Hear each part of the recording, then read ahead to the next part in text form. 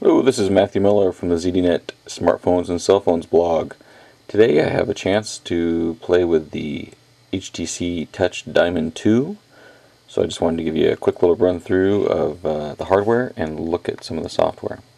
So on the right hand side we've got the original Touch Diamond, and on the left side here we've got the Touch Diamond 2. One of the biggest differences you can see is the screen is larger on the Touch Diamond 2. And it's hard to tell just by looking, but it's actually higher resolution as well. I believe it's 800 by 480, and I'll confirm that in my first impressions. But as you can see, they're both extremely nice displays. So let's just look at some of the physical. I'll just turn the power button off for a second. Look at some of the physical differences. The Touch Diamond had a traditional directional pad, and then you also would go around clockwise or counterclockwise to zoom in and out. Had your traditional send and end, home and back buttons, and that was about it in the front with the front-facing camera. On the new Touch Diamond 2, these four main buttons are on a bar. So we've got send, home, back, and end, which also has a home icon, which will do the same thing. And then above that, and you can see it lightly there, is a scroll touch sensitive bar, so you just would scroll back and forth to zoom in and out of web pages and other certain programs. If we look at the physical, I'll try to show it in the video, I'll try to show it in some pictures as well. Thickness wise, they're fairly close. The Touch Diamond 2 is very slightly thicker. As you can see, it is slightly longer as well, probably 3-4 millimeters, something like that. It has a power bar or a volume bar instead of two volume buttons. On the top is the same, the power button.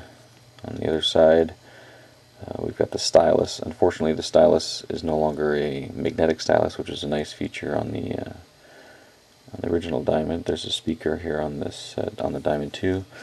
And on the back, the Diamond original had the kind of diamond form factor with a 3.2 megapixel. This one is still a fingerprint magnet, but it's all smooth, there's no diamond shaped, and it's actually a 5 megapixel camera on there.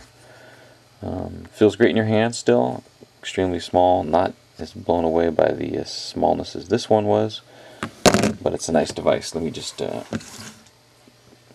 see, I'll turn it on, and let me just turn off the light so we get a little better look at the display itself.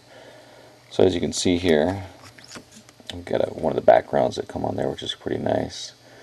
Oh yeah, and let me just show you, if I put my finger across and as I slide across, some people say it's faster. If we look at the original Diamond here, put your finger on there, it's to me it's just as responsive on the TouchFLO 3D going back and forth.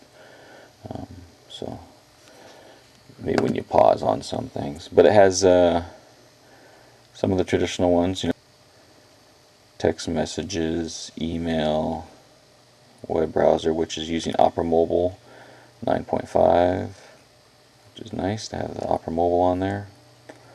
Or maybe it's the 8.5, I'll have to check the version. When the calendar's alright, it's basic. Today is kind of nice. The month view isn't very helpful because it doesn't, if you hover over things or tap and hold, I would expect something to pop up and nothing does. So it just kind of gives you a quick look at the month. New one, a new tab is stock, so you can add. And if you were to tap on something like Microsoft, you can see there's different charts, day, month. You could just check it out, a bunch of different data from Yahoo.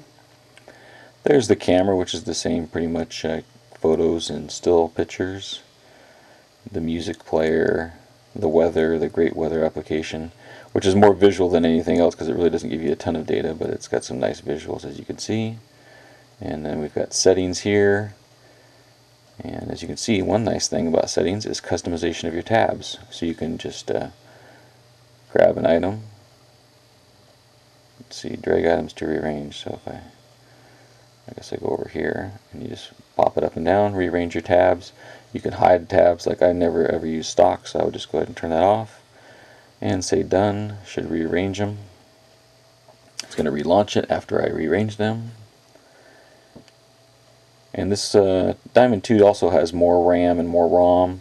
There's about I believe it was about 90 RAM available after syncing some of my contacts and things like that, so plenty of memory on this device. So the last one was settings, as I showed you. Now one thing is if you push the start menu there, the Windows icon I guess it is, normally on the Diamond originally it would go to the start menu.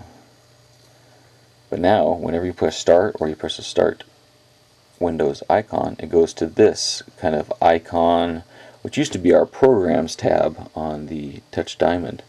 This is because the new Windows Mobile 6.5 will do the same thing. When you press the start, it goes to kind of a Programs icon based, it has the honeycomb, which you've seen. So this is kind of getting people familiar with, you press that button, expect to be launched to an area where there's a bunch of shortcuts to your applications. This is just so people understand that and don't have to relearn anything. Just a couple of quick apps before I run out of space on the clock here on my video recorder. This is the calculator. Pretty basic, right? But this is what I like. We rotate it over here. I've got my full scientific calculator. You can see some of the functions if I tap the function button. There we go. Sine, cosine, tangent. I love it. This is a very nice calculator, actually quite functional for me as an engineer. I could really get into using a calculator like that. Much better than that basic one that's on Windows Mobile. Traditional other apps you see is they got the YouTube player, Google Maps, Teeter, they've got an RSS feed hub. I believe that's the one. Let's see. If we go to About, is there an About on here?